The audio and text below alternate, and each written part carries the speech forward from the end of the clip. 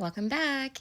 Today I'll be going over chapter 25 of Ginger Alden's book, Elvis and Ginger. Ginger says as the summer days passed, Elvis would spend time at Graceland and occasionally make an unexpected appearance at her family's home. One day he showed up at her house and was greeted by their poodle, who Elvis had nicknamed Mudface because of the dog's markings. Mudface latched onto Elvis's leg and started humping it.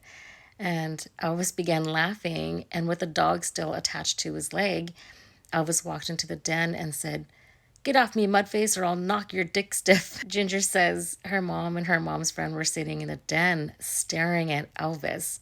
Ginger's mom said, "Elvis, this is the minister's wife." Elvis sheepishly apologized, and then Ginger's mom laughed and said, "I was just joking." Then they all went into the music room where he played the piano and sang for everyone. Ginger says a few nights later, she and Elvis were in the trophy room again at Graceland, and he gave her a teddy bear from one of the shelves and a framed black and white photo of his younger self. And he also gave her a color photo of him that was taken on the set of Charo. Ginger says Elvis told her, quote, "You know, if anything ever happens to me, I want you and Lisa to take people on tours through the trophy room." Ginger says she didn't put much thought into this, into what he just said. She brushed it off as a casual remark. She says, quote, "Elvis was a young man, and all the time I knew him, he never talked about death or seemed to act like he was worried that he might not have a long life. That night, I knew he was referring to a time in the distant future, and that this was Elvis's way of saying that he saw us having a life together." Ginger says before they left the trophy room, he gave her his 9th degree black belt karate certificate. On another night, Elvis was walking to the bathroom when he stopped and told Ginger he wanted to have some photos taken of them together professionally. Ginger thought this was a great idea.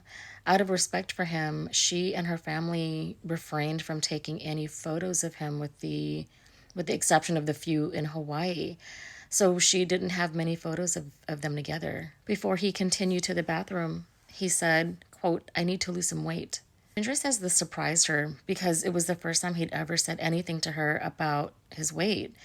She was with him almost every day, so she never noticed if his weight fluctuated. She noticed sometimes, though, that he did look thinner after his shows from sweating so much, and sometimes he looked a little more bloated. Ginger says she wanted to help him on his weight loss journey and knew it would be a good life change for him in the long run. That night, Elvis ordered ice cream to be brought up to the room, and the maid brought up a bowl filled with, quote, "small mountains of ice cream." He hadn't told the maids about wanting to lose weight, so Ginger felt that she had to say something. She said to him, "Elvis, you just said you wanted to lose weight. You don't need to eat that ice cream." Elvis was quiet, and then he threw the bowl of ice cream against the wall. He glared angrily at Ginger, and she says this really hurt her feelings, but she could feel herself getting angry too. She stayed calm, though, and began cleaning up the mess, still feeling glad that she had said something instead of letting him eat all that ice cream. Ginger called downstairs and asked a maid to come up and finish cleaning the mess. All the while, Elvis still hadn't said a word. It wasn't until after the maid left that Elvis apologized. She says, quote, "I knew it was hard for him to admit to any weakness.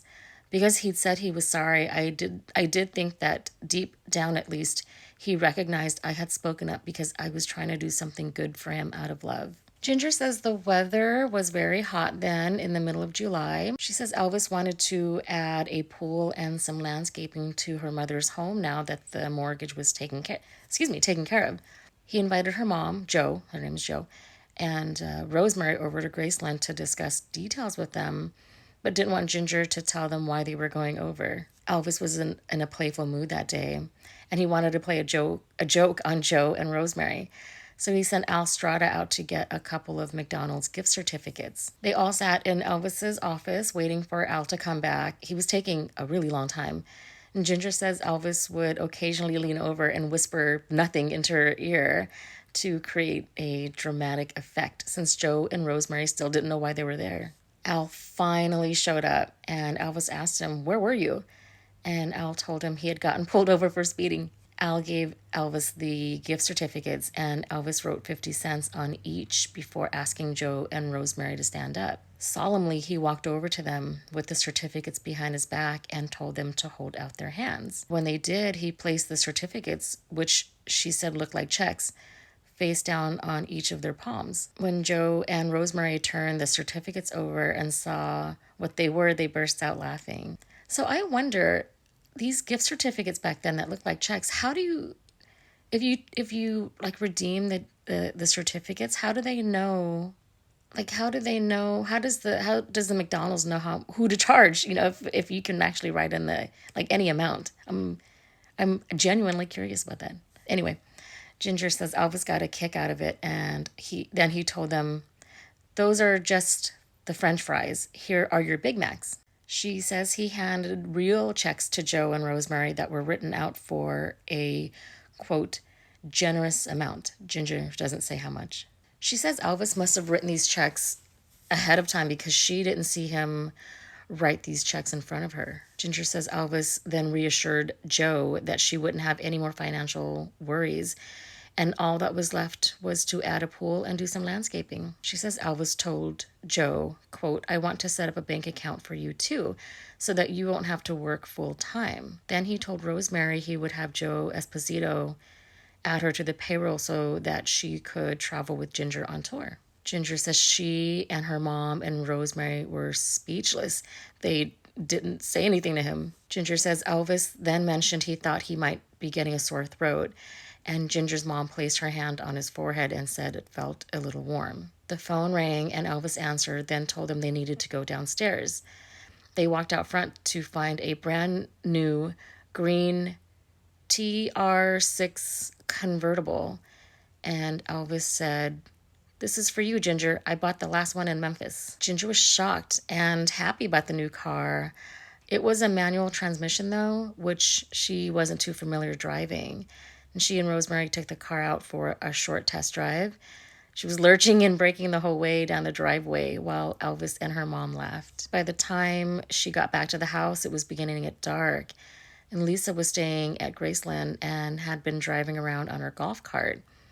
Ginger says Lisa took her mom and Rosemary for a ride on the golf cart where they had to hold on for dear life as Lisa zoomed the grounds.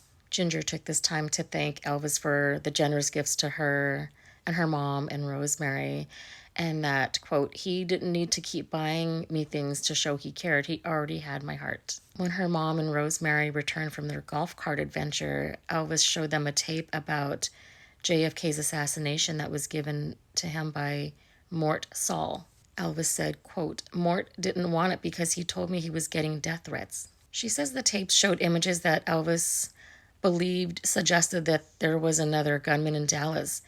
And then he told them about the gemstone file conspiracy theory. So I'm not familiar with that tape or the gemstone file. Anyway, she says Elvis was convinced Oswald hadn't acted alone. And Ginger found the discussion fascinating and wondered if he might be right. Ginger says Elvis was full of surprises that July month. Late one night while they were sitting in bed, he suddenly wanted to go look at wedding dresses. Elvis called Billy Smith into the room, and when Billy walked in, Elvis started talking to him about the wedding. She says Elvis said, quote, this is the big one, Billy. After this, there won't be another. This time, it's going to be right, man. It's going to blow some people away. Ginger says she and Elvis, Billy, and his wife, Joe, they all got in the Stutz and drove around looking for a bridal shop. Ginger was trembling with excitement that Elvis had spoken so openly about their wedding, and she wondered if he felt the time was right to set a date. They found a shop on Union Avenue where she says she and Elvis exited the car to look at the dresses in the window. She says they talked about how they thought her dress should be designed. They drove around some more looking for bridal shops where they could see more gowns in the store windows, but they didn't find any, so they went home. So I wonder why Elvis didn't just call the shop like he normally does to have them open it after hours for him. Back at Graceland, Billy and Joe went to bed, and Elvis and Ginger stayed up in his bedroom talking. Elvis said he wanted their wedding ceremony to take place at a non-denominational church, and Charlie had told him about a church shaped like a pyramid that was down by the river. Ginger says, quote, remembering that Elvis thought pyramids contained a special energy, I thought the church sounded magical. And she told him it sounded really nice.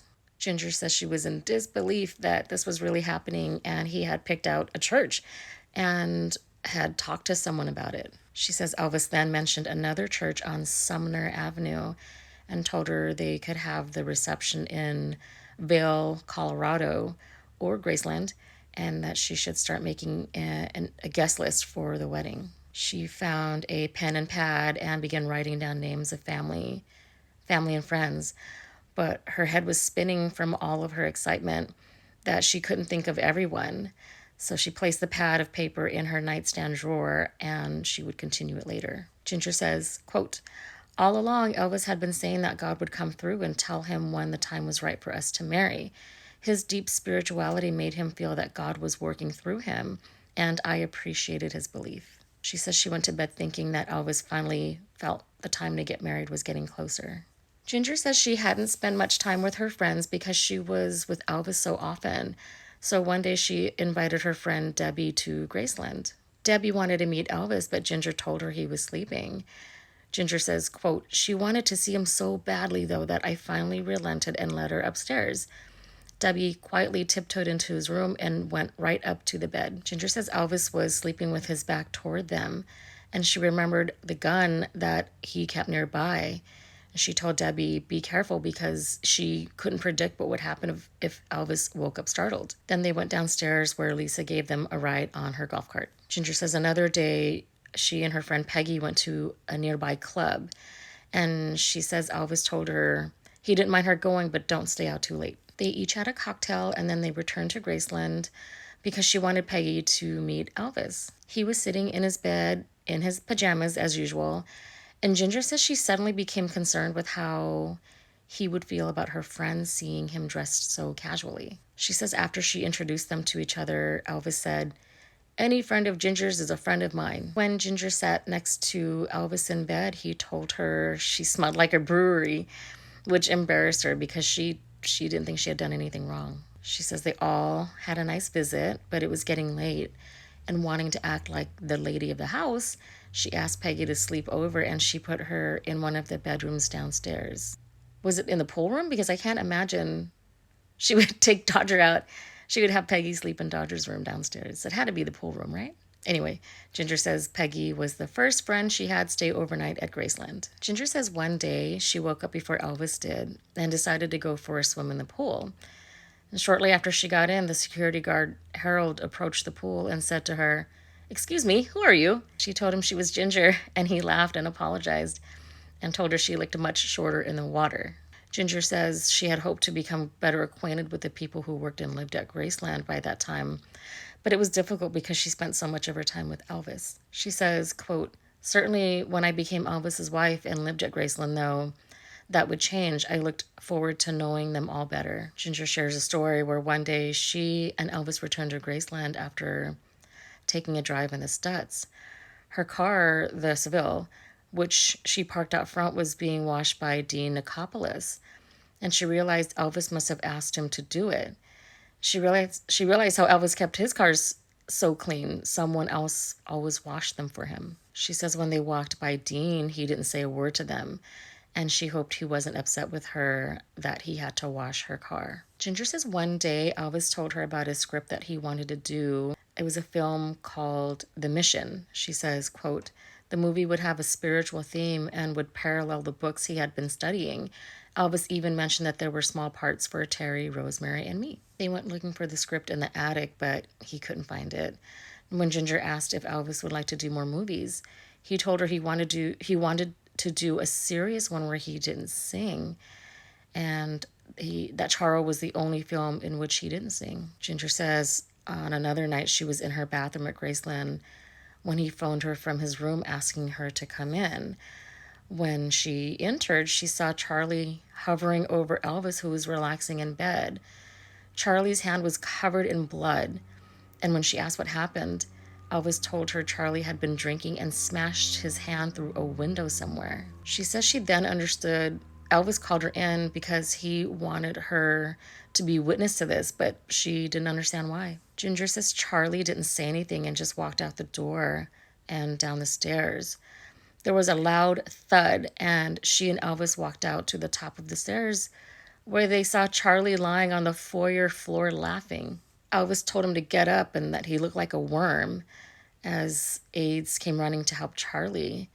Elvis turned back to his room and told Ginger, "I'm sick of this shit." He sat on his bed and picked up a book and said, quote, "There's going to be changes around here, Gingerbread." Ginger says she had been at Graceland for several days straight, so she wanted to go home and get more clothes and check on her dog. And Elvis told her he didn't want her to go and that he'd be all alone. Ginger says she didn't understand how he could feel alone when he was surrounded by all those people. And she told him he had more people there with him than she had at home. To her surprise, Elvis said, quote, "They're not my friends. Do you think if it weren't for their paychecks, they'd still be around?" Oh, that's sad. She says she wondered who he was talking about and knew he was unhappy with some of his staff, feeling that they weren't doing their jobs on the road or at home, and he had mentioned firing a few. Ginger says, quote, "He once complained to me that some aides weren't where they were supposed to be, and then called Billy Smith up asking him to speak with them. Going downstairs later, I saw Billy reprimanding a few of the guys at the dining room table." Ginger stayed one more night with him, and then the next day she walked out to her car to go home, only to find all of her tires had the air let out. She walked back upstairs and found Elvis hiding on the floor on her side of the bed laughing. Ginger says by now it was August. Elvis's lawyer had her dad sign a quitclaim deed, and the house was now under her mom's name. Elvis paid her dad his portion of the equity in the house too. Ginger says on August 3rd, trucks had arrived at her mom's house and 2 pin oak trees were planted in front.